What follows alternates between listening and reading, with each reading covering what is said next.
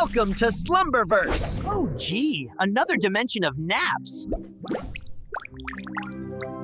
Hey there, sleepyheads, glad to have you back. Before we slip into tonight's tale, I'd love to know where in the world you're watching from and what time it is for you right now. On the Wednesday that taught him he could slip out of endings, Theo was 8 and clinging to the smooth underside of a branch that curved like a tired smile. The backyard smelled of damp grass and sun-warmed fence posts, and the old oak held him the way a patient hand might, a little firm, a little forgiving. He wasn't thinking of falling. He was thinking of the way the light came through the leaves in soft green coins, and of the sound of his mother humming through the kitchen window. It was the storm humming, the tune she held in her mouth when the sky was thinking low and far.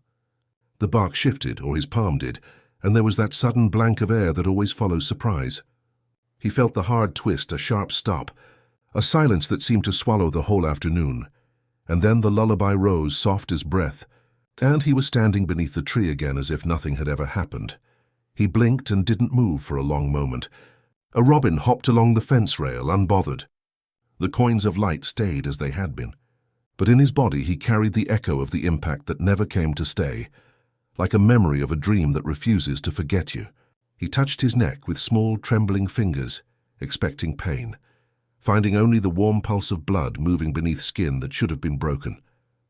The wind chimes hanging from his mother's favorite branch sang their silver song above him, untouched and unreachable, as if the world had simply decided to be kind.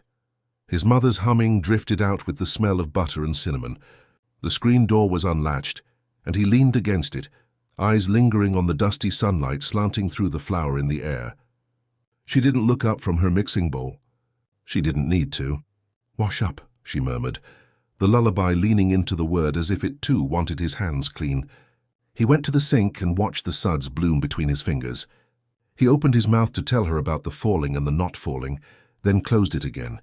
How do you explain to the person who taught you to tie your shoes that you just went away and came back without leaving? Old Henrik passed the window just then, his weathered cap low, the small brass keys on his belt making a patient music. The clockmaker always timed his walk to the hour he liked most, the hour that smelled like bread and quiet. When he saw Theo at the sink, he paused the way one pauses for a bird that might fly. He lifted 2 fingers in greeting and then, unexpectedly, tapped the glass beside the unlatched hook. A gentle tap as if to say, "I see what almost happened." Theo's chest warmed with something he couldn't name. He raised his wet hand and waved, leaving a clear arc on the pane. Henrik stepped through the garden gate with the careful movements of someone who understood that every moment was precious and deserved to be lived fully. His white beard caught the afternoon light like spider silk, and his eyes behind wire-rimmed spectacles held decades of quiet secrets. "Some folks," he said softly, his voice like the gentle tick-tock of his own antique clocks, "are born with extra time in their pockets. A bit of grace, perhaps, from the universe itself." He didn't rush to explain, didn't offer grand theories, just this simple observation delivered with the easy certainty of a man who had seen many strange things in his long life. "I fell," Theo whispered, the words feeling strange and heavy on his tongue. "I fell and I died, but then I was here again." Henrik nodded as if Theo had told him the sky was blue or grass was green, a simple truth that required no surprise.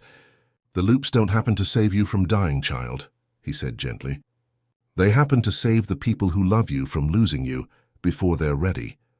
Your mother humming her lullabies. All the hearts that would break a little if your story ended too soon. As if summoned by their conversation, Theo's sister Luna appeared around the corner of the house, her dark hair catching the light like water. She was only 6, but her eyes held the same knowing quality as Henrik's, as if she too was part of something larger that Theo was only beginning to glimpse. In her hands she carried a drawing, a picture of a boy falling from a tree, but in her version, the boy had gentle wings. "I drew this for you," Luna said simply, holding out the paper. "But I think you don't need it anymore." And with that, she tore the drawing into small pieces and let them flutter away on the wind like prayers, like promises that some endings are really just beginnings wearing different clothes. That evening, as the sky traded its bright for something softer, Theo sat with his family around the dinner table. His mother served warm slices of cinnamon bread, and Luna hummed the same lullaby their mother had been singing. Henrik's words echoed gently in his mind about hearts that would break and time kept in pockets like coins. He didn't have a name yet for what he was learning, but he could feel it choosing him and being chosen in return, delicate as a thread and strong as a hand.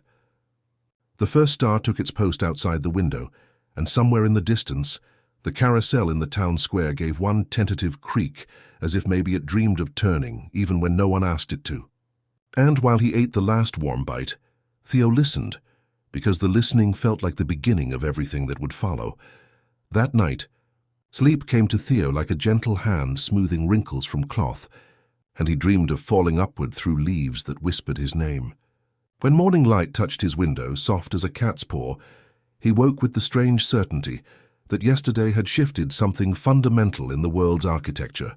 The air itself felt different, not heavier or lighter, but more attentive, as if the universe had leaned in to listen more carefully to his breathing. Downstairs, his mother moved through the kitchen with a new kind of grace, her humming softer now, more like a secret shared between her and the eggs she scrambled. When she turned to smile at him, there was something different in her eyes, not worry exactly, but a gentle vigilance, as if she were watching for signs of something only she could see. "Your grandmother called," she said, sliding a plate toward him. "She wants you to stop by the bakery this morning." The words were ordinary, but they carried weight, like stones thrown into still water. The bakery sat on the corner of Main and Elm like a warm secret the town had decided to share. When Theo pushed through the door, the bell above it sang a welcome that seemed to recognize him specifically. His grandmother Marta stood behind the counter, her silver hair catching the morning light like spider silk, and her apron dusted with flour that sparkled like tiny stars. She came around the counter and wrapped him in arms that smelled of yeast and vanilla and something deeper, something that might have been love made tangible. "Sit." "My heart," she said, gesturing to the small table by the window. She returned with a loaf of bread still warm from the oven, its crust golden and singing with tiny cracks. But when she broke it open, the inside was different from any bread Theo had ever seen. It was layered with colors that shifted like sunset, and it smelled like forgiveness, like second chances, like the moment after an apology is accepted. "This is remembering bread," Marta said quietly. "I bake it for people who need to understand that some things are meant to come back to us." As Theo ate, the bread seemed to carry flavors of moments he had never lived but somehow recognized. His grandmother watched him with the patience of someone who had waited her whole life for this conversation. "You're not the first in our family to carry this gift," she said finally. "Your great-uncle Samuel could loop back from drowning. Your cousin Maria used to return from falls that should have broken every bone in her body. We've been watching over each other for generations." The bell chimed, and Dr. Ellison entered with the measured steps of a man who had learned to move carefully through a world full of fragile things. His medical bag seemed to contain more than any bag should reasonably hold, and when he saw Theo at the table with the remembering bread, he smiled with the recognition of someone joining a conversation already in progress. From his bag, he withdrew a small jar of salve that smelled like pine and good endings. "For the unexpected chills," he said, his eyes twinkling. "Or perhaps for ailments that haven't quite happened yet." Luna appeared at the bakery window just then, her small face pressed against the glass like a flower turning toward sun. When Marta waved her in, she entered carrying a new drawing. This one showing not a boy falling, but a boy surrounded by gentle figures who held their arms out like a net made of love. She placed it on the table without ceremony and climbed into the chair beside Theo. "I dream about the almost deaths," she said matter-of-factly, as if discussing the weather. "They come to me like stories that want to be told differently. So I draw them, and then I tear them up. And then they don't happen the scary way anymore." She looked around the table at the assembled faces and smiled with the satisfaction of someone who had found her people. "We're all part of it, aren't we?" "The keeping safe." Dr. Ellison nodded, his expression gentle. "The loops don't happen randomly, Theo," he said. "They happen when someone nearby would be devastated by your loss. Your mother, humming in the kitchen. Luna, drawing her protective pictures. All of us who have come to care about your story, continuing. The gift isn't just yours, it belongs to everyone who loves you." As the morning deepened, Theo began to notice the subtle arrangements that had always surrounded him. The way the grocer would guide him away from dangerously stacked cans, how the librarian always had a sturdy step-stool ready when he reached for high books. These weren't coincidences, but threads in a tapestry of care, woven by people who understood that love sometimes wore the disguise of impossible things. Henrik appeared in the doorway then, his weathered cap in his hands. Some folks, he said, echoing his words from yesterday, are born with extra time in their pockets. But that time isn't just for them. It's for everyone who would miss them if they were gone too soon. He smiled at the assembled group. This gentle conspiracy of care that had formed around one small boy who had learned to slip between endings and beginnings. Sitting there with the taste of remembering bread still sweet on his tongue, Theo felt something settling in his chest, a sense of belonging that was both new and ancient. The conspiracy was real, woven through generations of people who had learned that the most powerful magic was often invisible to those it helped. And in that warm bakery, surrounded by the soft voices of people who had chosen to be part of his returning, he began to understand that his gift was not a burden to carry alone, but a story that belonged to everyone who loved him enough to catch him when he fell. The carousel in the town square gave a gentle creak in the distance, as if acknowledging this moment of understanding, and somewhere a clock chimed the hour with the patience of something that had all the time in the world. The walk home from the bakery felt different, as if the very air had rearranged itself to make room for new understanding. Theo carried the taste of remembering bread on his tongue and the weight of belonging in his chest, while Luna skipped beside him, humming a tune that seemed to weave through the afternoon light like golden thread. The conspiracy of care was no longer invisible to him. He could feel it in the way Mrs. Patterson waved from her garden, in the careful placement of the new sidewalk stones, in the gentle way the town seemed to breathe around him. The first time he truly felt the approach of a loop, he was riding his bicycle down Elm Street, the wheels singing against the warm pavement. It began as a whisper in his bones, a subtle shift like the moment before thunder when the world holds its breath. The handlebars trembled in his grip, and he felt that familiar thinning Luna had described, as if he were becoming translucent, more possibility than flesh. The delivery truck ran the stop sign just as it always would. But this time Theo felt the collision before it happened, the sharp meeting of metal and bone, the brief darkness, the silence that would have broken his mother's heart. Then came the gentle pull backward, like being drawn by invisible hands into the moment before, and he was coasting safely to a stop, watching the truck pass through the space where he would have been. His mother was hanging laundry when he wheeled into the backyard, and she looked up with that new kind of attention, as if she could sense the echo of what hadn't quite happened. "How was your ride, sweetheart?" she asked, but her hands lingered on the clothespin, and Theo understood that somewhere in her heart she had felt the tremor of almost loss. He leaned his bicycle against the fence and went to help her with the sheets, their shared silence more comfortable than any explanation could have been. The marble incident came 3 days later, during lunch at Tommy Brennan's house. The small glass sphere, blue as summer sky, slipped past his lips before he could think to stop it. In the moment of choking, as his throat closed and panic bloomed bright in his chest, Theo felt the loop approaching like a familiar friend.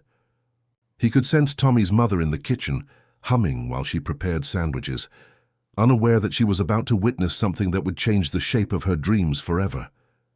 The darkness came and went like a blink, and suddenly he was reaching for the marble again, but this time his hand stopped just short.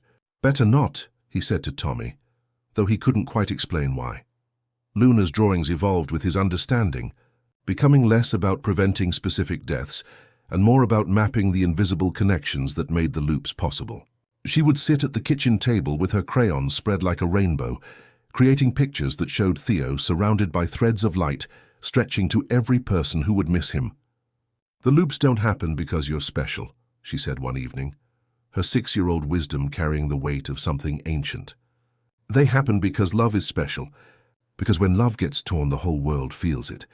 Henrik began teaching him to recognize what he called the pause between heartbeats, those tiny spaces where time gathered itself before moving forward.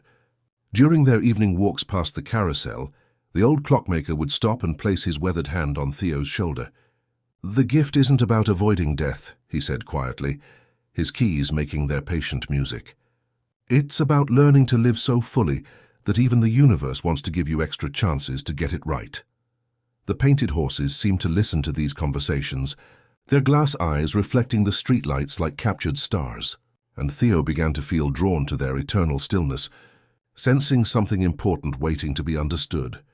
Dr. Ellison included him in evening rounds now, not as a patient but as a student of something that couldn't be learned from medical books.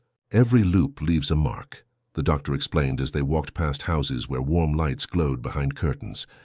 Not a scar, but a kind of blessing. Your body remembers not just the dying, but the returning. It's learning to hold life more gently, to understand how precious each ordinary moment really is. As autumn deepened into winter, Theo found himself changing in ways that had nothing to do with the loops themselves. He became more careful with other people's feelings, more aware of how his words might land in someone else's heart. When Sarah Chen fell on the playground, he was the first to offer comfort. When old Mr. Kowalski looked lonely on his porch, Theo began stopping by to listen to stories about the old country and the wife who still made him smile in his dreams. The carousel became his sanctuary without him quite realizing it. On quiet evenings, he would sit among the painted horses and feel the weight of all his unlived deaths settling into something like wisdom. The horses, with their eternal patience, seemed to understand that some gifts required time to fully bloom, that learning to carry grace was its own kind of growing up. One snowy night, as he sat by his bedroom window, watching the town settle into sleep, Theo felt the deep contentment of someone who had found his place in a larger story. The loops continued to come when they were needed, but now he met them with understanding rather than surprise. He was learning that his gift was not about cheating death, but about honoring life so completely that even endings became beginnings, and every return was a small promise that love would always find a way to continue. The carousel creaked gently in the distance, its music box melody carrying on the winter wind, and Theo smiled knowing that tomorrow would bring new opportunities to practice the quiet heroism of simply being present for the people who needed him to stay. Spring arrived with the gentle insistence of something that had been waiting patiently all winter, and with it came a new understanding between Theo and the carousel that sat like a jeweled secret in the center of town. The Whirly Dirly had always been there, of course, its painted horses frozen in their eternal gallop, but now it seemed to pulse with a different kind of life, as if it had been holding its breath until he was ready to truly see it. Henrik found him there on a morning when the air smelled of apple blossoms and fresh possibilities, sitting on the platform with his legs dangling between the brass poles. "She's been waiting for you," the old clockmaker said, settling beside him with the careful movements of someone who understood that important moments required patience. "The carousel remembers everything, you know. Every loop, every return, every moment when love refused to let go." The horses seemed different in the morning light, no longer just painted wood, but something approaching alive. There was Constance, the lead mare with eyes like captured starlight, her golden mane flowing as if touched by an invisible wind. Beside her stood Moonbeam, midnight black with silver stars scattered across her flanks like promises. And there, with bells woven into her painted mane, was Starlight, whose dappled grey coat seemed to shimmer with its own gentle light. "Each one has a story," Henrik continued, running his weathered hand along Constance's carved neck. "Built by a man named Jeremiah Moss in 1892, a man who understood what it meant to slip between endings and beginnings. He poured his gift into every detail, every carefully carved curve. This isn't just a ride, Theo. It's a repository, a place where all the loops come to rest and be remembered." As if responding to Henrik's words, the carousel gave a gentle creak, and somewhere deep in its center, a music box began to play the same melody Theo's mother hummed during storms. The tune seemed to weave through the morning air like visible thread, connecting the carousel to every heart in town that beat with the rhythm of care. Theo felt something shift inside his chest, a recognition that went deeper than words. Luna appeared with her usual perfect timing, carrying a thermos of cocoa and a drawing pad tucked under her arm. She climbed onto the horse beside Constance without hesitation, as if she had always known this was where important conversations happened. "They dream," she said matter-of-factly, patting the painted neck of her chosen mount. "All night long, they dream about the children they've carried and the wishes they've heard. Sometimes I dream with them, and I can see all the loops happening at once, like a beautiful web of people taking care of each other." Dr. Ellison arrived as the morning deepened, his medical bag in one hand and a small toolbox in the other. "Time for some maintenance," he said with a smile, but Theo understood this was another kind of lesson. Together, they oiled the mechanisms that made the carousel turn, polished the brass poles until they caught the sunlight like captured fire, and checked each horse for loose fittings or worn paint. "Every loop leaves a mark," Dr. Ellison explained as they worked, his gentle hands showing Theo how to feel for the subtle changes in his own body. "Not damage, but enhancement. Your heart beats a little differently now, holds rhythm a little longer. The carousel does something similar. It holds the memory of every moment when time decided to be kind." As the weeks passed, the carousel became Theo's classroom and sanctuary. He learned that Constance held the wisdom of patience, her steady gaze teaching him that some gifts required time to fully bloom. Moonbeam carried the comfort of darkness, showing him that hope was most needed when the world felt uncertain. And Starlight embodied the lightness of grace, her silver bells a reminder that joy should be part of every return, every second chance. Henrik would arrive each morning with stories about the other loopwalkers who had found their way to the town over the decades, drawn by the same invisible current that had brought Jeremiah Moss to build his carousel of memories. Marta would bring warm pastries and sit quietly while Theo processed the weight of what he was learning. Luna would create new drawings that showed the carousel as the heart of an invisible network stretching across the world, connecting everyone who had ever learned to slip between endings and beginnings. On quiet evenings, when the town settled into sleep and the carousel sat empty under the stars, Theo would sometimes hear the horses whispering to each other, in voices like wind through painted manes. They spoke of children long grown, of wishes granted in ways their makers never expected, of the endless patience required to hold space for miracles. And listening to their gentle conversations, Theo began to understand that his gift was not just about avoiding death, but about learning to live so fully that even time itself wanted to give him extra chances to get it right. The carousel turned slowly in the evening breeze, its music box melody drifting across the square like a lullaby meant for the whole town. And sitting among the painted horses, surrounded by the gentle conspiracy of care that had always protected him, Theo felt the deep contentment of someone who had found his place in a story much larger and more beautiful than he had ever imagined. As spring leaned into summer and the afternoons grew slow and honeyed, Theo began to feel the gentle weight of something more complex, settling alongside wonder in his chest. The carousel still welcomed him each morning, its painted horses holding their eternal vigil, but now their glass eyes seemed to reflect questions he was only beginning to understand. The loops continued to come when they were needed, but with his 14th birthday approaching, Theo found himself noticing the space between being protected and truly living. The way his gift cushioned him from the sharp edges that taught others how to hold precious things. Carefully, he met Maya on a Tuesday morning when the lilacs hung, heavy over the library fence, and the air tasted of possibility. She had arrived with her family the week before, carrying herself with the particular grace of someone who noticed things others glanced past, the way shadows fell like sleeping cats, the sound the carousel made when wind moved through its stillness, the patient expression in Constance's painted eyes. Her hair caught the morning light like wheat touched by sun, and when she smiled, it was with the unguarded warmth of someone who hadn't yet learned to be careful with her heart.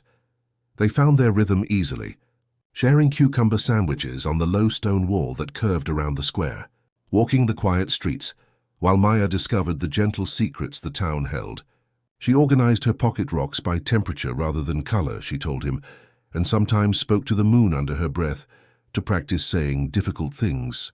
With Maya, Theo felt something he hadn't experienced before, the simple equality of shared uncertainty, the bond that comes from facing the world together without hidden advantages. She didn't know about the loops, about the conspiracy of care that had always surrounded him, about the way death sometimes chose to look the other way when love asked it to. To Maya, Theo was simply a thoughtful boy who seemed to understand things without needing them explained, someone who moved through the world as if he carried quiet wisdom in his pockets alongside Henrik's extra time. The afternoon that changed everything arrived with the lazy heat of August, when the old willow by the river leaned so far over the water it seemed to be reaching for its own reflection.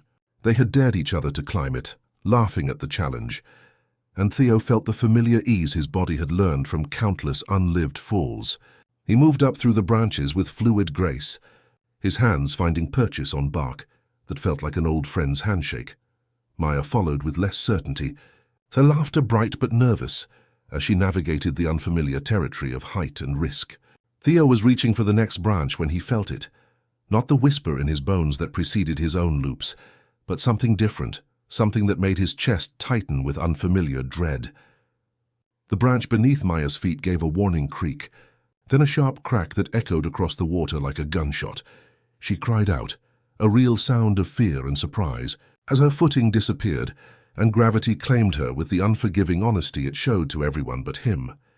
Theo reached instinctively, his hand grasping only air, watching helplessly as she tumbled through the leaves.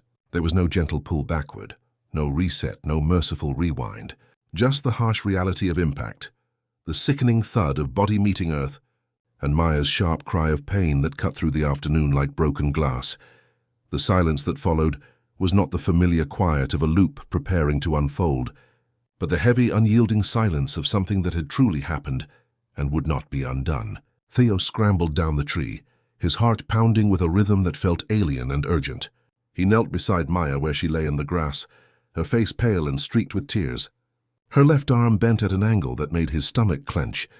"It hurts, Theo," she whispered, her voice small and broken, in a way that reached into his chest and twisted something loose. "It hurts so much." In that moment, Theo felt the full weight of what his gift had always protected him from, not just death, but the lasting consequence of living fully in a world where every choice carried the possibility of permanent change. He had never truly felt the sharp bite of a broken bone, never carried the trembling aftermath of real pain, never faced the possibility that some endings couldn't be unwound with love's gentle insistence. Dr. Ellison arrived with his measured steps and steady hands, summoned by some invisible network of care that extended beyond Theo's loops to encompass anyone who needed tending.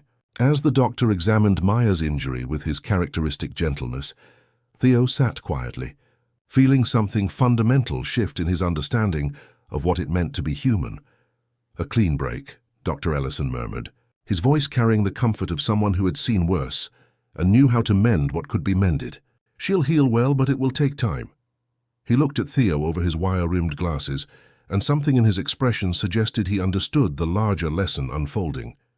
Sometimes the greatest gift is learning to be present for pain we cannot prevent. That evening, as Maya rested with her arm in a pristine white cast, Theo found himself at the carousel earlier than usual.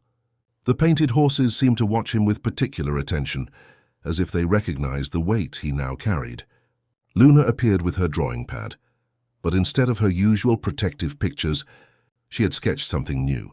Two figures by a river, one reaching toward the other, connected by threads of light that spoke not of prevention, but of presence. "It's different when it happens to someone else, isn't it?" she said quietly, her young wisdom carrying the weight of someone who had always seen more than she should. "When you can't loop them back to safety." Henrik joined them as the stars began their nightly vigil, settling onto the platform with the patient grace of someone who had wrestled with similar questions for decades. "The gift changes as you grow," he said softly, his weathered hands tracing patterns in the evening air. "You begin to understand that being spared is not the same as being awake. Sometimes the greatest courage is learning to stand close enough to pain that you can offer comfort, even when you cannot offer rescue." Sitting there among the painted horses, surrounded by the gentle conspiracy that had always protected him, Theo felt the bittersweet weight of growing up. His gift was not about avoiding all consequence, he realized, but about learning to value life so deeply that even small moments became precious. Maya's pain was real and lasting, but so was the trust she had shown by letting him sit with her through it. And in that trust, Theo found something his loops had never given him: the profound connection that comes from choosing to stay present for someone else's unprotected moment, even when you cannot make it unhappen. The carousel creaked gently in the evening breeze, its music carrying across the square like a lullaby meant for hearts learning to hold both safety and sorrow with equal tenderness. The weeks that followed Maya's fall carried a different quality of light, as if the world itself had adjusted its lens to show Theo things he had never quite seen before. Maya wore her cast like a badge of quiet courage, decorating it with small drawings of birds and stars that seemed to capture something essential about hope taking flight even from broken places. They spent long afternoons by the river where she had fallen, but now the willow seemed less like a challenge and more like a patient teacher, its trailing branches moving with the unhurried certainty of something that knew exactly where it belonged. These quiet hours taught Theo that presence could be its own kind of gift, that sometimes the most powerful thing you could offer someone was simply the willingness to sit with them in their unprotected moments. Maya would trace the signatures on her cast with her good hand, telling him stories about each name as if they were tiny windows into lives he was only beginning to understand. "I keep thinking about the falling," she said one afternoon, her voice soft as the breeze that moved through the willow's branches. Not the scary part, but the moment just before when everything felt possible. Summer deepened into the golden weight of August, and their friendship grew into something that felt both inevitable and surprising. Maya showed him how to skip stones with a particular flick of the wrist that made them dance across the water like tiny miracles, how to identify bird calls by the shape of their songs rather than their volume. In return, Theo shared the town's gentler secrets, the way Hendrik's clocks all chimed together at midnight like a chorus of patient voices, the spot behind the library where wild strawberries grew sweeter than anything in the grocery store.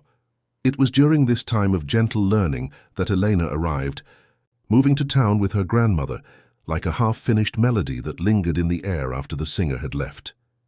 Her hair caught the afternoon light like wheat touched by sun, and her eyes held a depth that seemed to understand secrets without needing them spoken aloud. She spent her afternoons at the library, not reading in the usual hurried way, but slowly as if she were savoring each word, allowing the stories to settle around her like dust motes in sunbeams. Theo first saw her there, silhouetted against the tall windows, a small notebook the color of tea resting in her lap. There was a stillness about her that drew him, a calm that resonated with the quiet wisdom he was beginning to cultivate. Their first conversations were tentative, a dance of shared glances and soft inquiries about borrowed tales. She told him she counted birds by their shadows and sometimes fell asleep to the sound of coffee dripping, because it reminded her of rain she could control. They took to walking in the good hours, when the light lay low and forgiving on the sidewalks. It was easy, the way it is with someone who doesn't hurry your thoughts. She would touch the bark of trees as if greeting old friends, and pause to listen when the wind changed direction. With Elena near, ordinary details felt like letters in a bigger word, and Theo found himself saving stories for her that were unimportant to anyone else but bright to him. The Whirly Dirly became their sanctuary. They would sit on the worn wooden platform in the evenings, after the last child had gone home, and watch the stars appear one by one like tiny promises lighting up the vast darkness. Helena had a way of looking at the painted horses, not as static figures, but as beings with their own quiet lives. "They've seen so much," she whispered one night, tracing the curve of Constance's painted ear. All the laughter, all the small heartbreaks, all the moments that mattered. As their bond deepened, Theo felt the familiar tug between protecting a secret and trusting a heart.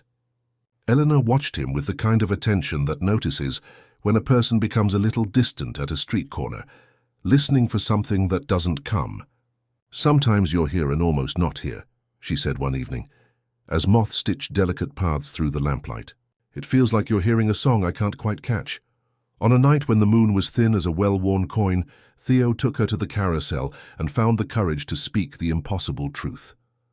He told her about the fall from the oak, about the marble and the bicycle, about the whisper in his bones and the pull backward to safety.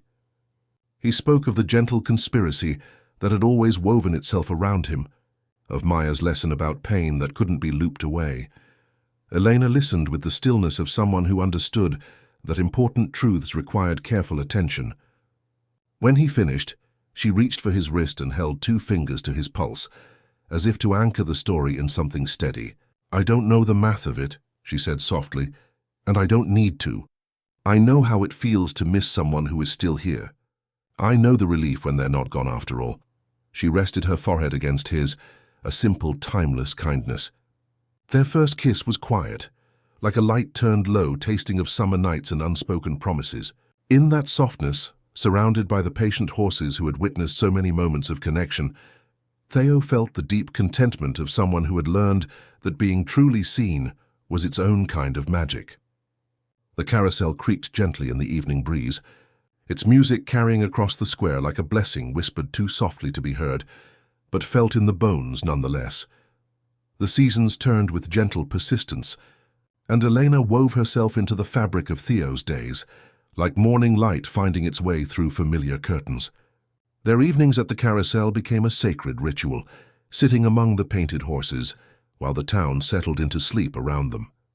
She learned to recognize the subtle shift in his breathing that preceded a loop, the way his eyes would grow distant, as if listening to music only he could hear. With Elena beside him, Theo felt the deep contentment of someone who had found their place in a story much larger and more beautiful than he had ever imagined. Henrik aged with the quiet dignity of someone who had spent decades tending to time itself. His morning walks grew shorter, his weathered hands moved more slowly over the intricate mechanisms of his clocks, but his eyes still held the particular wisdom of someone who understood that every moment was precious. Sometimes Theo would find him sitting on the bench outside his shop, not working but simply watching the world move at its own careful pace, a small smile tucked into his white beard. It was on such a morning in early October, when the air carried the scent of apple cider and dying leaves, that Theo discovered the clockmaker had slipped away during the night. Henrik sat on his favorite bench, with his hands folded peacefully in his lap, his wire-rimmed glasses catching the gentle morning light. There was something in his expression that spoke of profound completion, as if he had finally heard the answer to a question he had been asking his entire life. The silence that followed this discovery was different from any Theo had known before. It wasn't the expectant hush that preceded his loops, not the held breath before time decided to be merciful. This was a silence that felt permanent, final, a door that had closed and would not open again. Theo sat beside Henrik on the bench, feeling the absence like a missing tooth, a gap in the world's familiar architecture that would never quite be filled the same way again. Dr. Ellison arrived with his measured steps and gentle hands, summoned by the invisible network of care that had always protected their small community. After a quiet examination, he looked at Theo with eyes full of compassion. "He went peacefully," the doctor said softly, "as gently as he lived in his own time, in his own way." The town gathered with the quiet efficiency of people who understood that some moments required their presence more than their words. Marta stood with tears tracking silver paths down her cheeks, while Luna arranged her drawings in a careful circle around the bench, not protective pictures this time, but images of birds taking flight, of stars finding their places in the vast darkness. Even the carousel seemed to creak more softly, as if the painted horses were offering their own form of reverence. That evening, Henrik's niece approached Theo with a small leather envelope, worn smooth with age. "Uncle Henrik asked me to give you this," she said, her voice gentle as candlelight. "He said you would know when the time was right to read it." Theo carried the letter to the carousel, where Elena waited with the patient understanding of someone who had learned to hold space for grief. The painted horses stood in their eternal vigil as he opened the envelope, revealing pages covered in Henrik's careful script. "My dear Theo," the letter began, "if you are reading this, then I have finally learned the most important lesson time has to teach, that some endings are not interruptions, but completions. I have watched you grow from a frightened boy who fell from trees into a young man who understands that falling and rising are part of the same dance. Your gift was never about avoiding endings, but about learning which ones matter. The loops have been your teachers, showing you how precious each moment truly is. But now you must learn what I learned long ago. Some deaths teach us how to live more fully, and some teach us how to let go. Love does not seek to avoid loss, but to make meaning from the time we are given. The carousel remembers everything, but it does not cling to anything. It turns and turns, carrying new riders, while honoring the memory of those who have gone before. Hold everything lightly, love everything deeply, and trust that the patterns you cannot see are more beautiful than the ones you can. Some deaths teach us how to live, and some teach us how to let go. Your gift was never about avoiding endings, but about learning which ones matter." Theo read the letter twice before folding it carefully and placing it against his heart. Beside him, Eleanor took his hand without speaking, her presence a quiet anchor in the storm of his understanding. For the first time in his life, he had encountered a death that would not loop back, a loss that was meant to be permanent. But in that permanence, he found something unexpected, not emptiness, but a deeper appreciation for the gift he had been given. The funeral was held beneath the ancient oak where Theo had first experienced his loops, the same tree that had taught him about falling and returning. The entire town gathered, not just to mourn but to celebrate a man who had dedicated his life to the tender tending of impossible things. As they lowered Henrik's simple wooden casket into the earth, Theo felt something shift inside his chest, not the familiar pull of a loop, but a different kind of understanding. That night, sitting among the painted horses with Elena's hand warm in his own, Theo watched the stars appear one by one in the vast darkness above. The carousel creaked gently in the evening breeze, its music carrying across the square like a lullaby, meant for hearts learning to hold both love and loss with equal tenderness. Henrik's death had taught him that some endings were meant to stay, that the most profound gift was not avoiding loss, but learning to carry love forward even when the beloved was gone. The conspiracy of care continued, its threads woven tighter by the enduring strength of shared memory and quiet wisdom. The days following Henrik's funeral carried a different quality of light, as if the world had adjusted its focus to help Theo see things he was only beginning to understand. The clockmaker's shop stood quiet on the corner of Main and Elm, its windows catching the morning sun like patient eyes. When Theo finally found the courage to use the small brass key Henrik had left him, the door opened with a sigh that seemed to hold decades of careful tending. Inside, the air still carried Henrik's presence, the scent of oil and brass, pipe tobacco and old leather, the particular stillness that comes from a life spent listening to the patient voices of time itself. The clocks continued their gentle conversations, each tick and tock a small affirmation that some things endure even when their keeper has gone. Theo stood in the doorway, feeling the weight of inheritance settle around his shoulders like a well-worn coat. Elena found him there an hour later, running her fingers along the workbench, where Henrik had spent countless hours tending to broken timepieces and broken hearts with equal care. She didn't speak, simply began helping him sort through the accumulated treasures of a life dedicated to impossible things. Together they discovered Henrik's true legacy, not just in the clocks that marked ordinary time, but in the careful records he had kept of extraordinary moments. Hidden in a drawer lined with midnight blue velvet, Theo found a collection of letters addressed to him in Henrik's familiar script, each envelope marked with dates spanning the coming decades. "To be opened when you become the keeper," read a note attached to the first. Inside, Henrik's wisdom reached across death like a gentle hand on the shoulder. The gift of keeping is not about having answers, but about creating space for questions to be held safely. Some people need to know they are not alone with their impossible things. Beneath the letters lay journals filled with Henrik's meticulous observations, chronicles of the town's temporal secrets spanning generations. Each entry told the story of someone touched by the gift of extra time, their loops serving not themselves, but the hearts that would break if they were gone too soon. Samuel, who could return from drowning. Maria, whose falls never quite reached their conclusions. A constellation of care that had been quietly protecting the town's most precious connections for longer than anyone remembered. The first person to find Theo in his new role was Catherine, a silver-haired woman who arrived on a Tuesday morning, carrying a small suitcase, and the particular exhaustion of someone who had traveled far on faith alone. She stood uncertainly outside the shop, as if gathering courage to knock on a door that might not open.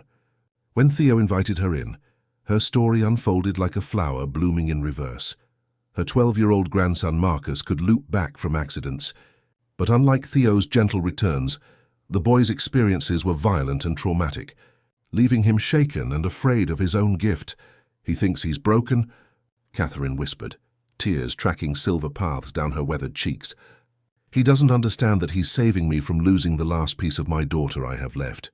That evening, Theo opened Henrik's first letter and found guidance that felt like a conversation continued rather than begun. Your role is not to fix or explain the impossible, but to create sanctuary for it. Give them the carousel. Give them the conspiracy of care.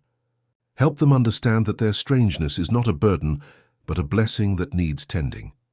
When Marcus arrived the following week, his eyes held the particular fear of someone who had learned to distrust his own body. Theo recognized the expression immediately. The same confusion he had felt after his first fall from the oak, the disorienting certainty that something fundamental about reality had shifted. But where Theo had been surrounded by gentle understanding, Marcus had been met with medical tests and worried whispers. Luna, now grown into a teenager, with her gift for protective drawings fully bloomed, took to Marcus immediately. She showed him her latest work, not pictures of prevented deaths but images of children surrounded by light, protected not by their strangeness, but by the love that recognized their strangeness as sacred. "The loops don't happen because you're broken," she told Marcus with the patience of someone who had always known difficult truths. "They happen because the world would be less bright without you in it." Dr. Ellison began including Marcus in his evening rounds, not as a patient, but as a student of something that couldn't be learned from medical textbooks. Elena offered the quiet sanctuary of the library, where strange stories felt at home among all the other impossible things that lived between book covers. Marta provided remembering bread, each loaf carrying the taste of acceptance and the promise that some hungers could only be satisfied by understanding.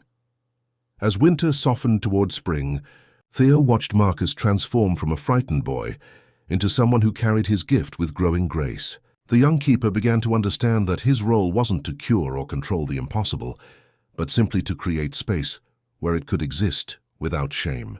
The carousel became a classroom, where temporal gifts were treated not as aberrations, but as variations on the theme of love refusing to let go.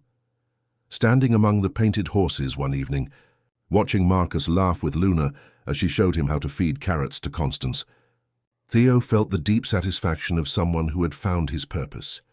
Henrik's legacy lived on, not in the clocks that marked ordinary time, but in the careful tending of extraordinary moments, the gentle conspiracy that ensured no one would face their impossible gifts alone. The Whirly Dirly creaked softly in the spring breeze, its music carrying across the square like a lullaby meant for hearts learning to hold mystery and meaning with equal tenderness. The weeks following, Marcus's transformation carried the gentle weight of spring settling into its fullest expression, and with them came a discovery that would deepen Theo's understanding of how mercy moved through time. The boy had grown comfortable in his gift, his loops no longer sources of terror but quiet acts of protection that he carried with the same natural grace as breathing.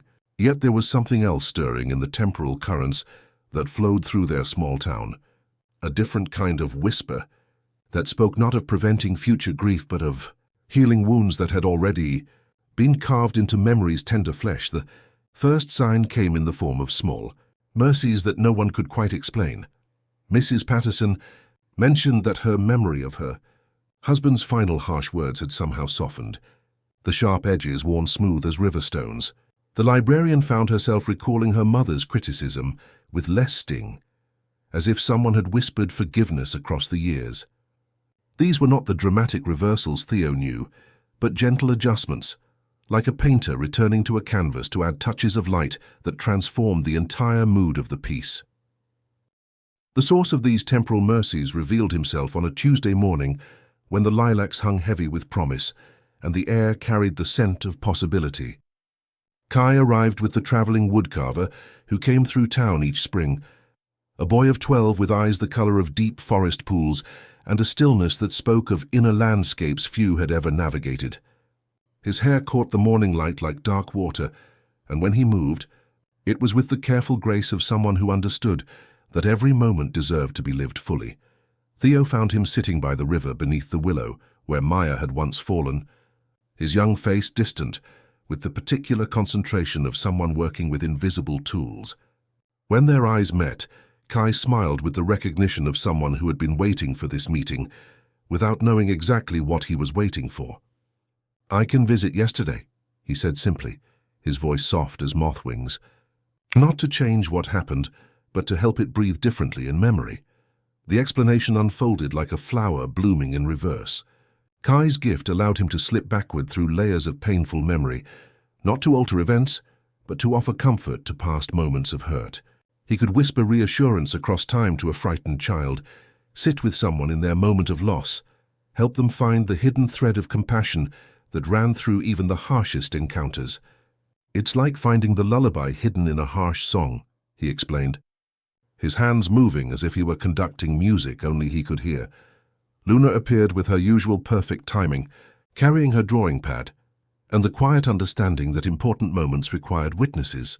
As Kai shared his story, she began sketching, her crayons capturing not just his image, but the invisible threads of light that seemed to flow backward from his presence, weaving through moments of sadness and gently smoothing their edges. "He's like a dream weaver," she whispered to Theo, "making sure the bad dreams don't follow you into morning." Elena arrived from the library with a thermos of chamomile, tea, and the patient attention of someone who had learned to hold space for impossible things. She listened to Kai's explanation with the same careful focus she brought to cataloging rare books, understanding instinctively that this was another kind of precious knowledge that needed tending. When he finished speaking, she nodded with the satisfaction of someone who had found the missing piece of a puzzle she hadn't known she was solving. The carousel became their shared classroom, where Theo and Kai sat among the painted horses and discovered how their gifts complemented each other like two halves of the same compassionate whole. Where Theo's loops prevented future grief by stopping arrows before they found their mark, Kai's journeys healed past wounds by applying balm to injuries that had already scarred. Together they formed a more complete response to the human heart's need for mercy across time. Marcus joined them on an afternoon when the air tasted of honeysuckle and distant rain, his own gift now settled into something approaching peace. When Kai offered to help him revisit the traumatic memories that had made his loops so frightening, the older boy accepted with the brave vulnerability of someone who had learned to trust the conspiracy of care that surrounded him. They sat together on the carousel platform, hands touching, and Theo watched Marcus's face transform as Kai helped him find gentleness in memories that had carried only terror. Dr. Ellison observed their work with the careful attention of someone who had spent decades learning to recognize healing in all its forms. "We tend to think of time as a straight line," he mused, watching the boys share their quiet miracles. "But perhaps it's more like a tapestry. Theo's gift mends the threads before they break, while Kai's gift redyes the faded colors, making them vibrant and gentle again." As summer deepened, Kai wove himself into the fabric of their community with the same gentle persistence as morning light, finding its way through curtains. Marta asked for his help, with a memory of harsh words spoken to Henrik in a moment of exhaustion, and came away from the experience with flower on her cheek and lightness in her step. Elena set aside a corner of the library for the quiet work he did, creating a sanctuary where people could safely revisit their tender places with someone who understood that healing sometimes required returning to the scene of old wounds. The painted horses seemed to approve of this expansion of their purpose, their glass eyes reflecting not just the memory of prevented deaths, but also the gentle healing of hearts that had learned to carry their scars more lightly. Constance's eternal patience became a model for the kind of presence required when sitting with someone's pain, while Moonbeam's midnight coat reminded them that some healing happened in darkness, in the quiet spaces where hurt could finally exhale. Standing among the horses one evening, watching Kai demonstrate his gift to Luna, while Marcus looked on with the peaceful expression of someone whose nightmares had finally learned to sing lullabies, Theo felt the profound satisfaction of someone who had found his place in a story much larger than he had ever imagined. The Whirly Dirly turned slowly in the evening breeze, its music carrying across the square like a promise that mercy could flow in both directions through time, and preventing future grief and healing past wounds with equal tenderness. The conspiracy of care had grown more complex and more beautiful, its threads now weaving not just forward through time, but backward as well, ensuring that no one would have to carry their hurt alone, whether it was coming or had already come to pass. The first whispers of change came not as dramatic proclamations, but as gentle adjustments in the rhythm of their days. Like a familiar song played in a slightly different key, Clena began pausing longer between sentences, her hand drifting to rest against her chest, as if listening to something only she could hear. The morning light still caught her hair like wheat touched by sun, but now there was a translucent quality to her presence, as if she were slowly becoming more light than substance, more spirit than flesh. Theo noticed the small mercies first, the way she would sit more often during their evening walks, the careful breath she took before climbing the library steps, the tremor that visited her hands when she shelved the heavier volumes. These were not emergencies but weather reports, clouds gathering at the rim of their shared sky, asking gently to be acknowledged. When she smiled, it was with the particular radiance of someone who had learned to treasure each moment because she could feel time moving through her like water through cupped hands. Dr. Ellison arrived on a Thursday morning when the air carried the scent of dying roses and wood smoke, his medical bag heavier than usual with the weight of difficult truths. He sat with them in Henrik's old shop, now Theo's sanctuary, and spoke with the careful gentleness he reserved for news that would reshape the architecture of someone's life. "Your heart muscle is weakening," he explained, his weathered hands moving with practiced precision. "Cardiomyopathy, not something that happened overnight, but something that has been building quietly. Like sediment in a riverbed, the word fell between them like a stone dropped into still water, its ripples spreading outward to touch everything they had built together. This was not the kind of ending that could be looped away, not a sudden accident that love could convince to unhappen, but a slow unraveling written into the very fibers of Elena's being. Theo felt his gift stirring restlessly beneath his skin. The loops that had always protected him from loss, suddenly feeling inadequate in the face of Elena's measured breathing. That evening, they walked to the carousel as they had countless times before, but now each step carried the weight of knowing that their ritual had acquired a different kind of preciousness. Elena moved with the same grace she had always carried, but Theo found himself cataloguing details he had previously taken for granted. The way her fingers traced patterns in the evening air, the particular tilt of her head when she listened to the painted horses, whispering their eternal secrets. Kai found them there, sitting among the horses as stars began their nightly vigil above.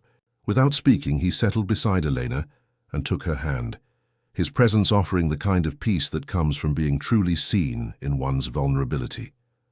"I can't change what's happening," he said softly, his voice carrying the wisdom of someone who had learned the difference between healing and curing.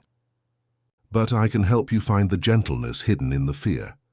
Elena smiled with the particular radiance of someone who had learned to hold both sorrow and gratitude in the same breath.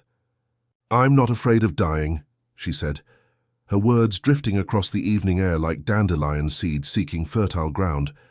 "I'm afraid of leaving Theo alone with a love that has nowhere to go." Dr. Ellison returned the following morning with possibilities that felt both hopeful and complicated.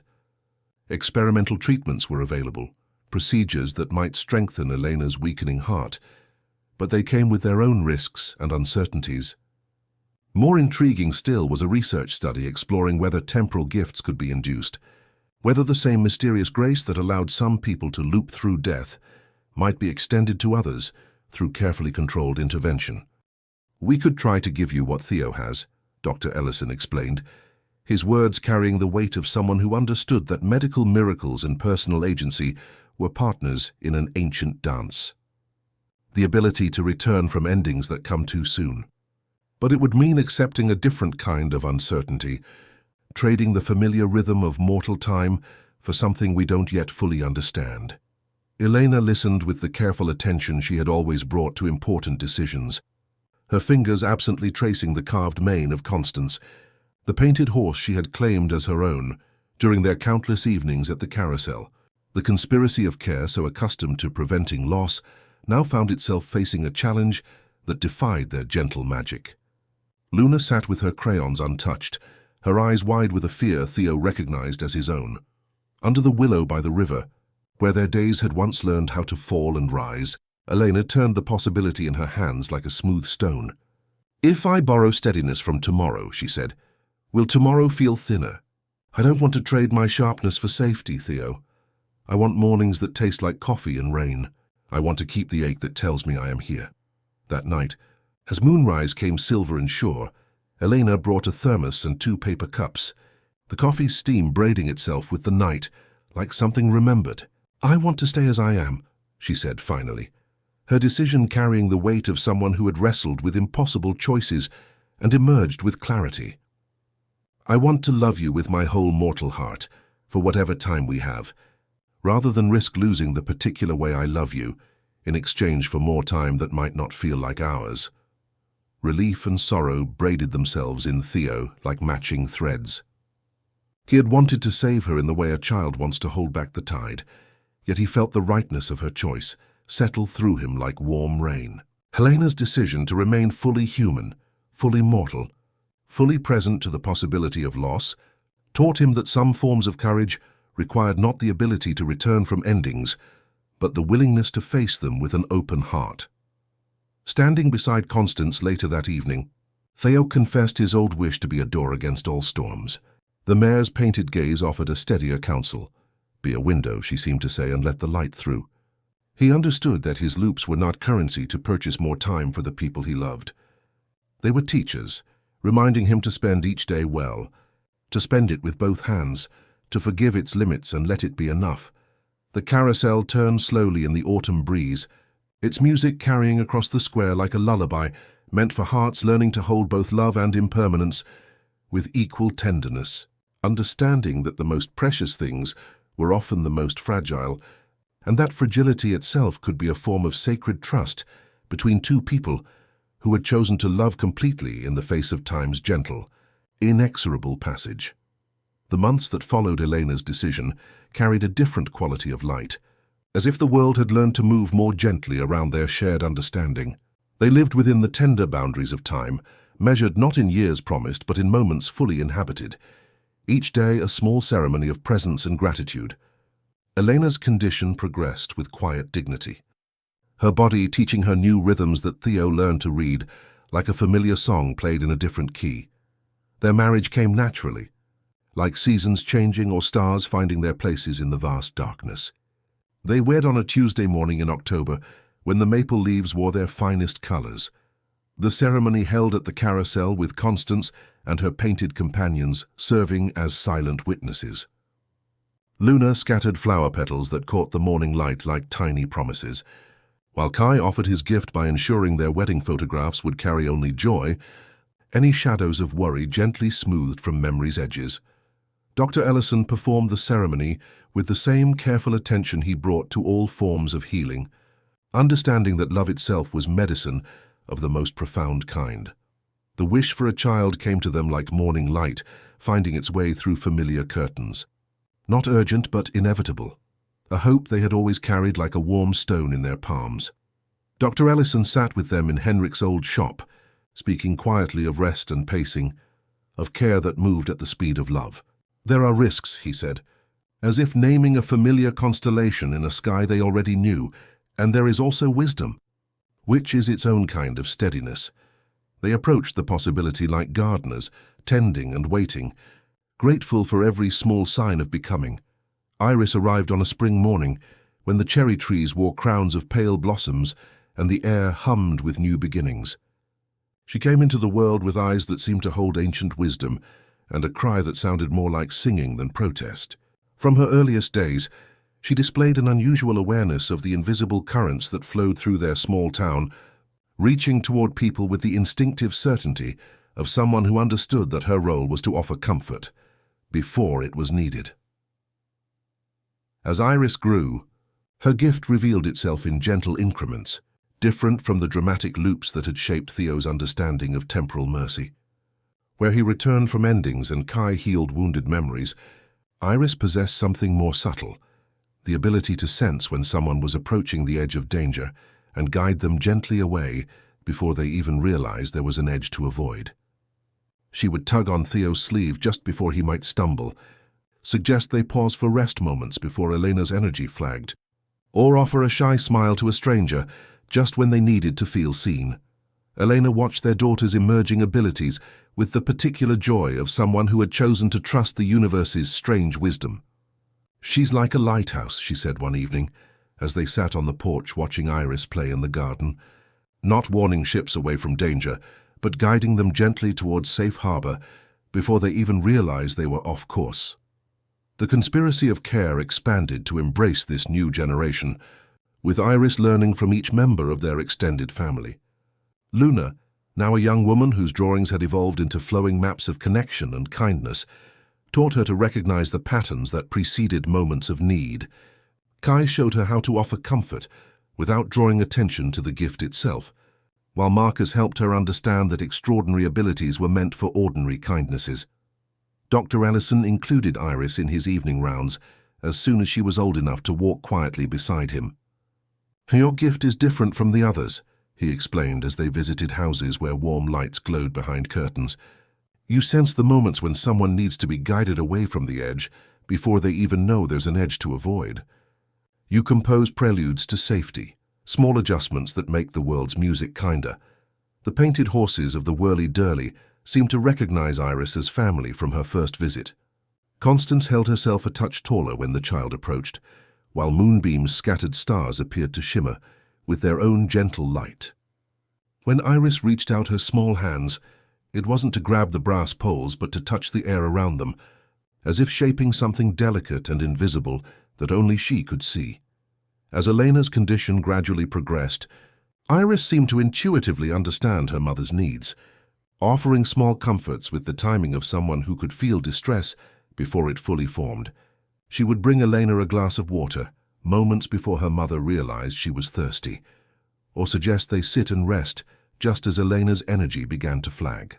The three of them developed their own rhythm, a family dance that accommodated Elena's changing needs, while preserving the joy that had always been their foundation. On quiet evenings, they would walk to the carousel together, Iris riding on Theo's shoulders while Elena moved at her own careful pace. The painted horses seemed to approve of this new generation, their glass eyes reflecting the particular contentment that comes from witnessing love that adapts and endures.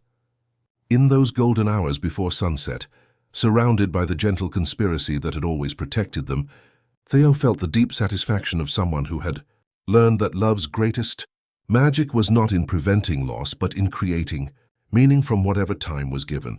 The Whirly Dirlies, music carried across the square like a lullaby meant for families learning to hold both joy and uncertainty with equal tenderness, understanding that the most precious gifts were often the ones that taught you to treasure what you had while you had it, whether measured in decades or heartbeats, whether promised forever or offered one precious day at a time. As Iris learned to navigate the world with her gift of gentle guidance, the town itself seemed to breathe more easily around her presence, as if her ability to sense and prevent small disasters before they formed had taught the very air to move with greater kindness. She would appear at Maya's side just as the older woman reached for books on shelves too high, or suggest to Mrs. Patterson that perhaps today would be perfect for garden sitting rather than ladder climbing. These weren't dramatic interventions, but small mercies, adjustments that prevented accidents before they could even crystallize in possibility's mind. Elena watched their daughter's emerging abilities with the particular wonder of someone who had chosen to live fully within time's tender boundaries.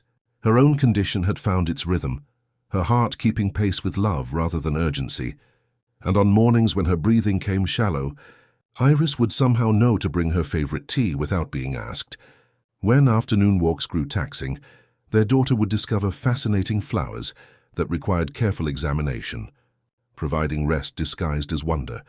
The revelation of their town's deeper nature began, as most important discoveries do, with something small and overlooked. While repairing one of Henrik's antique grandfather clocks, Theo noticed a loose panel in its base that had warped with decades of patient ticking. Behind it, nestled among cobwebs and the faint scent of forgotten time, lay a leather-bound journal, its pages yellowed with age, its cover embossed with a swirling pattern that mirrored the Whirly Dirly's central mechanism.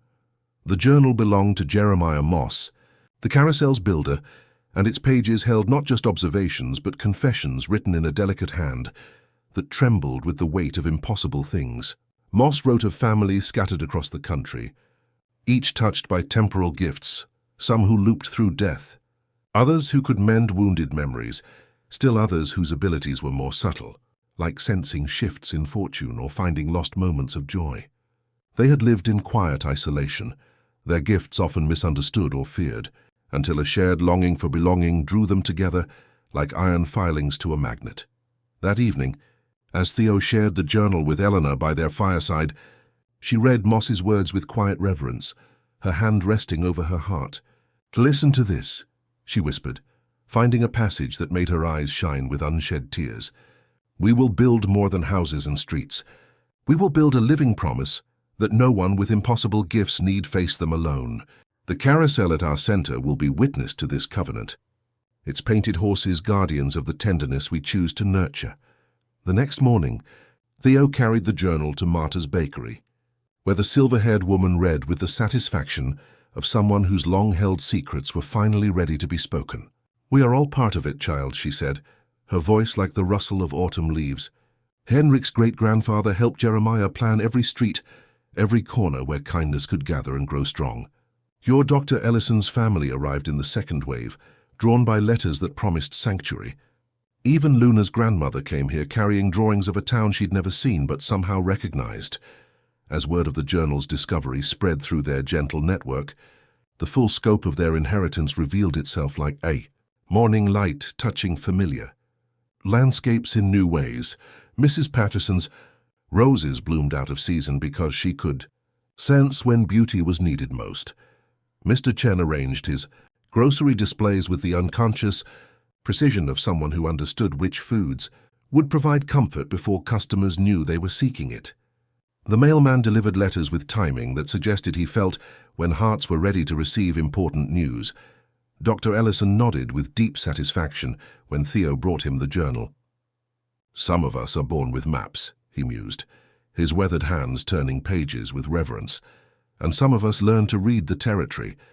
Henrik was a cartographer of the heart, charting currents of care that flow beneath our ordinary days.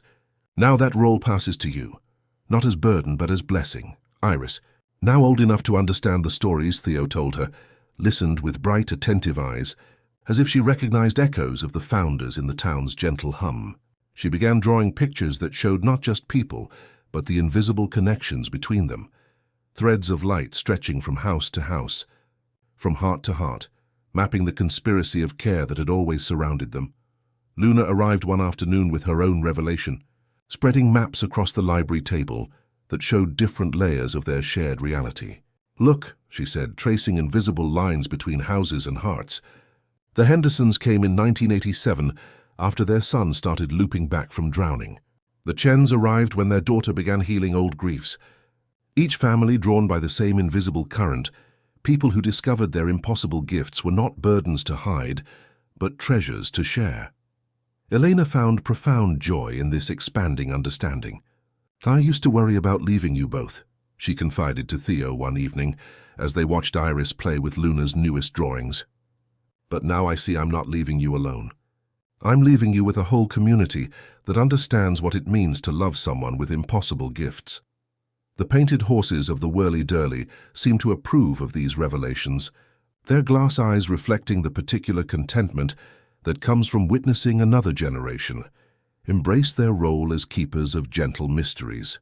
Constance, with her eternal patience, became Iris's favorite confidant, while moonbeams scattered stars appeared to dance when the child laughed, and starlight silver bells chimed softly, even when no wind stirred the evening air. Standing in Henrik's shop one evening, now filled with the gentle bustle of a community that no longer needed to hide its impossible nature, Theo felt the profound satisfaction of someone who had discovered his story was part of something much larger and more beautiful than he had ever imagined. The conspiracy of care had revealed itself not as secret-keeping, but as sanctuary-building, a living network of families and gifts, each contributing their own form of temporal mercy to the world's healing. The Whirly Dirly's music drifted through the evening air, its melody weaving through warm lights that glowed behind curtains throughout the town. Each window held a story of impossible love made possible by recognition, of gifts acknowledged and nurtured rather than hidden away. And in that music, Theo heard the promise that had always lived at the heart of their conspiracy, that no one with a temporal gift would ever face their strangeness alone, and that love, given enough time and tending, could teach even the universe new ways to be kind. The years moved through their town like a gentle river, carrying change that felt more like deepening than departure.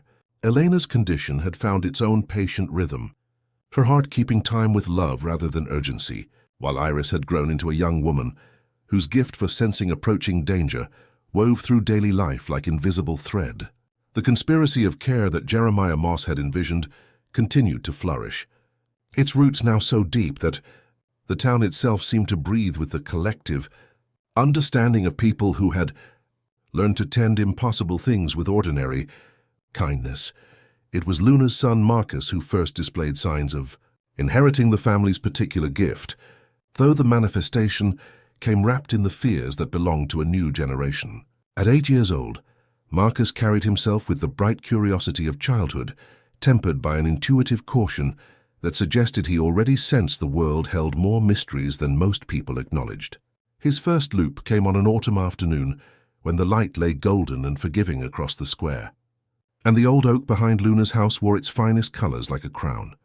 Theo felt the familiar tremor in the air before he saw the fall, that subtle thinning that preceded temporal mercy, the whisper in his bones that had become as familiar as his own heartbeat over the decades. Marcus had been climbing with the fearless joy of childhood, reaching for a branch that seemed sturdy until it wasn't. The sharp crack echoed across the yard like a gunshot, followed by the sickening thud that would have broken Luna's heart into pieces too small to gather.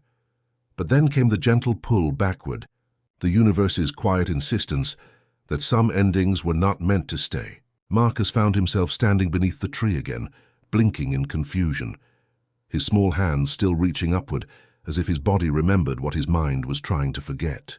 Luna arrived breathless from the kitchen, flour still dusting her apron, her eyes wide with the particular terror of a mother who had felt her child's mortality brush past like a cold wind.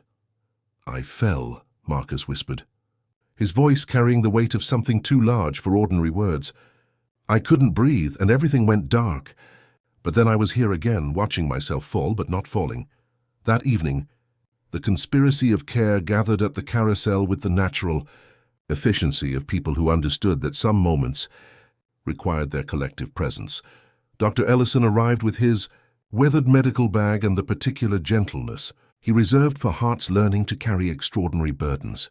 Eleanor came with chamomile tea and the luminous patience of someone who had chosen to live fully within time's tender boundaries. Kai appeared with his quiet gift for smoothing traumatic memories, while Iris offered the simple comfort of someone who had never known a world where miracles weren't woven into the daily fabric. Theo knelt beside his nephew among the painted horses, feeling the familiar pull of recognition that came from meeting another soul touched by temporal grace. "The loops happen to protect the people who love you," he said gently, echoing Henrik's wisdom from decades past. "Your mother, who would break if she lost you. All the hearts that would carry the shape of your absence if you were gone too soon." Marcus listened with the careful attention of someone trying to make sense of a world that had suddenly revealed new dimensions. Constance, the lead mare with eyes like captured starlight, seemed to lean closer, as if offering her own form of comfort. The painted horses had witnessed so many first encounters with temporal gifts that they had developed their own patient wisdom about the process of acceptance and growth. As the weeks passed, Theo began teaching Marcus the subtle art of recognizing the approach of a loop. They would sit by the river in the early mornings, when mist rose from the water like visible breath, and Theo would share the lessons Henrik had once offered him. "The gift isn't about avoiding consequence," he explained, watching Marcus skip stones across the gentle current. "It's about learning to live so fully that even the universe wants to give you extra chances to get it right." The boys' loops came with increasing frequency during those weeks of learning, each one a small lesson in what Dr. Ellison called muscle memory of mercy. Marcus's body was learning that time offered him an inhalation, a pause that allowed him to choose differently. A near fall from his bicycle became an opportunity to understand how love could bend reality. A moment of choking on a marble taught him about the invisible network of care that surrounded him, like a net woven from countless hearts. Iris became Marcus's closest companion during this period of adjustment, her ability to sense approaching danger, complementing his loops in ways that created a new kind of safety net. Where Marcus learned from consequences by returning from them, Iris prevented them from forming in the first place, her gentle guidance steering him away from edges before he could fall from them. Kai helped Marcus understand the emotional landscape of his gift, showing him how to sit with the echoes of almost death without fear. "The loops are not voids," Kai explained in his gentle way. "They are tender gestures from the universe, reminders that your story matters too much to end too soon." Standing among the painted horses one evening, watching Marcus laugh with Iris as they fed carrots to Constance, Theo felt the deep satisfaction of someone who had learned that his gift was not a solitary burden, but part of a continuing story. The conspiracy of care was expanding again, its threads weaving through another generation, ensuring that the town's tradition of gentle sanctuary would continue long after he was gone. The Whirly Dirly's music carried across the square like a lullaby meant for families learning to hold both mystery and meaning with equal tenderness, understanding that the most precious gifts were often the ones that taught you to treasure not just your own time but the time of everyone, whose hearts beat in rhythm with your own. The years moved through their lives like gentle tides, each season bringing its own gifts and lessons about the delicate balance between holding on and letting go. Theo's hair had grown silver as moonlight on water, and his hands carried the patient lines of someone who had spent a lifetime tending to impossible things with ordinary care. Eleanor, now in her 70s, moved with the luminous grace of someone who had chosen to live fully within time's tender boundaries, her heart still keeping its careful rhythm, still finding reasons to beat another day. They sat together on the porch swing outside Henrik's old shop in the late afternoon light, the wood creaking a slow, contented rhythm beneath them. The town below them hummed with the familiar murmur of lives lived well, a symphony of ordinary days made extraordinary by the quiet magic that pulsed beneath its surface. Theo watched Marcus, now a young man of 25, guide his own daughter through her first tentative encounters with temporal gifts. Little Sophie had inherited something different again. She could sense when objects were about to break and somehow convince them to hold together just a little longer. The town had grown around them over the years, new families arriving with their own temporal gifts, drawn by the same invisible current that had brought Jeremiah Moss to build his carousel of memories. The Hendersons' youngest son could slow down moments of beauty, making sunsets linger and laughter echo just a little longer. Each gift was different, but all served the same gentle conspiracy that had always protected their small community. It was while organizing Henrik's final belongings that Theo discovered another letter, tucked behind a loose board in the shop's back room. The envelope was marked with a small drawing of the carousel's central pole, and the words, "For when your hands feel like weather, and you begin to count by gratitude instead of days." Eleanor sat beside him as he opened it, her presence a quiet anchor as Henrik's wisdom reached across death like a gentle hand on the shoulder. "My dear keeper," the letter read, "if you're here, then you know the long view. You have learned that loops are not a promise of safety, but an invitation to presence. With time they grow quieter, because you need them less. When the day comes that a loop arrives with no danger attached, listen. That is the universe asking if you are ready to choose your ending instead of receiving it. Meet it as you have met everything, with open hands." Theo folded the paper carefully, the words settling into him like rain soaking ground that had long been ready. He understood now that his gift had never been about cheating death, but about learning to live so fully that even endings became beginnings. Each loop had taught him something about the preciousness of the moment, the irreplaceable value of each breath, each heartbeat, each opportunity to choose love over fear. The painted horses of the Whirly Dirly had aged gracefully alongside them, their colors softened but not faded, their glass eyes still holding the particular wisdom that came from witnessing decades of small miracles. Constance's golden mane had acquired tiny silver threads that caught the light like captured stars, while Moonbeam's midnight coat seemed to hold deeper shadows that spoke of countless nights spent listening to whispered wishes. The carousel had become more than just a ride. It was the town's living memory, a testament to the enduring power of gentle care. Elena leaned her head against his shoulder, her breath a soft whisper against his ear. "I've been thinking about time," she said softly, her words drifting across the evening air like dandelion seeds. "How it's not really a line or a circle, but more like a song. Your loops are like refrains, returning to familiar melodies to make sure the important notes are heard clearly." That evening, as they walked home through streets lined with warm lights glowing behind curtains, Theo felt the profound contentment of someone who had learned that his story was part of something much larger and more beautiful than he had ever imagined. The conspiracy of care had grown into something approaching a small civilization, A community where temporal gifts were not hidden burdens, but shared treasures. Where the impossible was simply another word for love made visible. Standing at their front gate, Eleanor's hand warm in his own despite the evening chill, Theo understood that he had spent his life learning the most important lesson time had to teach. That love, given enough patience and tending, could convince even the universe to be more kind than it had originally planned to be. The Whirly Dirly's music followed them through the quiet streets, its melody weaving through the night air like a promise that had been kept across generations. A lullaby meant for hearts that had learned to hold both love and impermanence with equal tenderness. The autumn morning arrived soft as a whisper, carrying the scent of apple blossoms and the particular quality of light that belongs to moments that know they are precious. Theo sat in the porch swing outside Henrik's old shop, now weathered by decades of patient service, his silver hair catching the gentle sunlight like captured moonbeams. Elena rested beside him, her hand warm in his despite the morning chill, her breathing steady with the rhythm of someone who had chosen to live fully within time's tender boundaries. At 78, Theo's body carried the accumulated wisdom of a lifetime spent learning to hold impossible things with ordinary care. The loops still came when needed, but they had grown quieter over the years, arriving less as dramatic rescues and more as gentle reminders that love could convince even the universe to be more patient than it had originally planned. Around them, the town hummed with the familiar murmur of lives lived well, a symphony of ordinary days made extraordinary by the quiet magic that pulsed beneath its surface. The conspiracy of care had flourished across generations. Marcus, now a father himself, guided his daughter Sophie through her own emerging gift, the ability to sense when objects were about to break and somehow convince them to hold together just a little longer. Iris had grown into the town's gentle sentinel, her ability to prevent accidents before they formed, now expanded to include sensing when hearts needed mending.